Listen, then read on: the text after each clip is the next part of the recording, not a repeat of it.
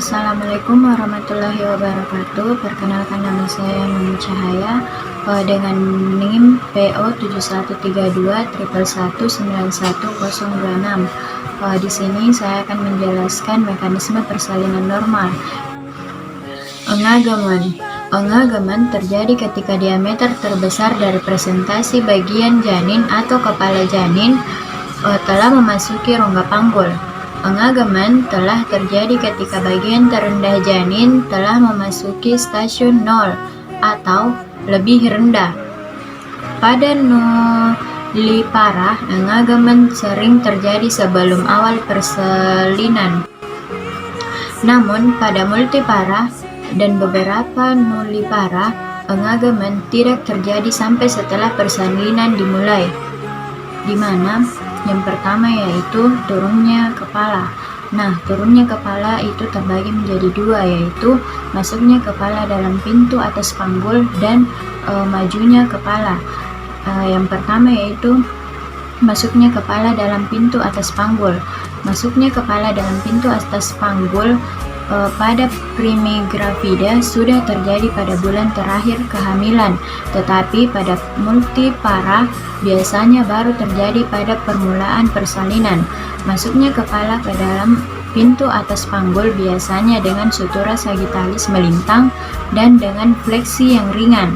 Apabila sutura sagittalis berada di tengah-tengah jalan lahir, tepat di antara simfisis dan promontorium, maka dikatakan kepala dalam keadaan sinklitismus. Yang kedua yaitu majunya kepala. Pada primigravida, majunya kepala terjadi setelah kepala masuk ke dalam rongga panggul dan biasanya baru mulai pada kala 2. Pada multipara sebaliknya, majunya kepala dan masuknya kepala dalam rongga panggul terjadi bersamaan. Majunya kepala ini bersamaan dengan gerakan-gerakan yang lain seperti fleksi, paksi dalam, dan ekstensi. Tahap yang kedua adalah fleksi. Dengan majunya kepala, biasanya fleksi bertambah hingga ubun-ubun kecil jelas lebih rendah dari ubun-ubun besar. Keuntungan dari bertambah fleksi ialah bahwa ukuran kepala yang lebih kecil melalui jalan lahir diameter suboccipito bregmatica atau 9,5 cm menggantikan diameter suboccipito frontalis atau 11 cm.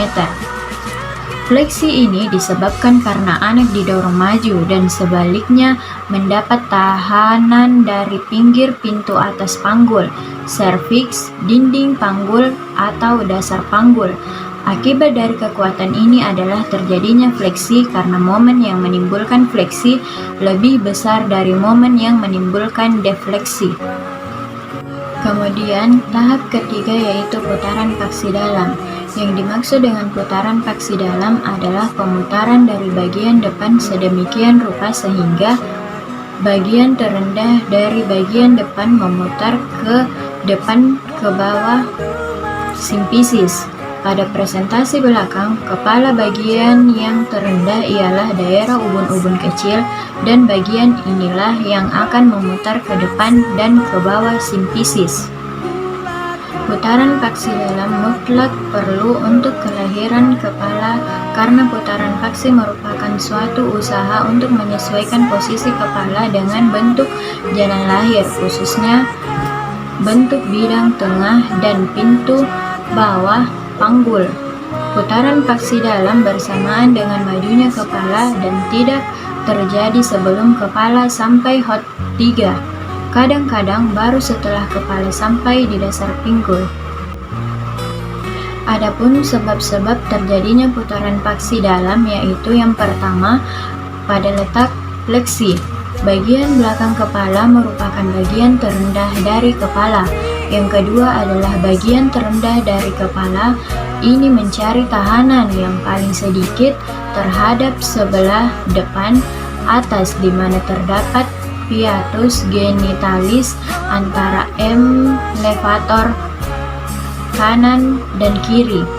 Kemudian yang ketiga adalah ukuran terbesar dari bidang tengah panggul ialah diameter anteroposterior. Kemudian, tahapan selanjutnya akan dijelaskan oleh teman saya. Perkenalkan, nama saya Mustaina, NIM PO 713211191025, tingkat 2A, D3 Kebidanan. Baik, di sini saya akan melanjutkan penjelasan dari teman saya, di mana itu yang keempat itu ada eksistensi, di mana setelah mengalami putaran paksi dalam maka terjadilah eksistensi, yaitu refleksi diri kepala. Dikarenakan sumbu jalan lahir pada pintu bawah panggul mengarah ke depan atas, sehingga kepala harus mengadakan eksistensi untuk melaluinya. Pada kepala bekerja dua kekuatan, yang satunya mendesak ke bawah dan satunya disebabkan tekanan dasar panggul yang mendesaknya untuk ke atas. Setelah subuk si putar tahan pada pinggir bawah simfisis akan maju dikarenakan kekuatan tersebut di atas bagian yang berhadapan dengan subuk siput. Maka lahirlah berturut-turut pinggir atau perineum, ubun besar, dahi, hidung, mulut, dan akhirnya dagu dengan gerakan eksistensi. Subuk siput yang menjadi pusat pemutarannya yang disebut hipomelion. Penjelasan singkat tentang gerakan eksistensi ini, di mana kepala bayi akan menjauhi dada dan badan bayi itu akan mendesak ke bawah, sehingga kepala bayi itu akan mendesak untuk ke atas untuk muncul sehingga menjauhi dada. Nah, yang kelima itu ada putaran paksi luar, di mana setelah kepala lahir maka kepala akan memutar kembali ke arah punggung anak untuk menghilangkan torsi leher yang terjadi dikarenakan putaran paksi dalam. Selanjutnya putaran dilakukan hingga ke belakang kepala berhadapan dengan tuber ischiadicum sepihak. Gerakan yang terakhir ini adalah putaran paksi luar yang sebenarnya, dan disebabkan karena ukuran bahu atau diameter biakromial menempatkan diri dalam anteroposterior di pinggir bawah panggul. Nah, penjelasan singkat tentang putaran paksi luar ini yaitu bahu akan memutar secara internal sehingga sejajar dengan diameter anterior panggul. Nah, yang selanjutnya yang terakhir itu ekspulsi, di mana setelah putaran paksi luar bahu depan sampai di bawah simfisis dan menjadi hipomiklion untuk kelahiran bahu belakang, kemudian bahu depan menyusul dan selanjutnya seluruh badan bayi akan lahir searah dengan paksi jalan lahir. Kepala dan bahu diangkat ke atas tulang pubis ibu dan badan bayi dikeluarkan dengan gerakan fleksi lateral ke arah simfisis pubis. Penjelasan singkat tentang ekspulsi, di mana badan bayi akan lahir secara berturut-turut, di mana bahu kanan akan lahir terlebih dahulu, kemudian disusul oleh bahu kiri, dan setelah itu akan lahirlah badan bayi.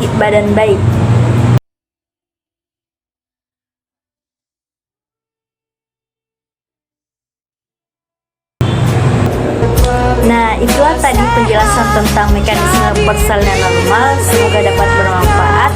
Sekian dan terima kasih.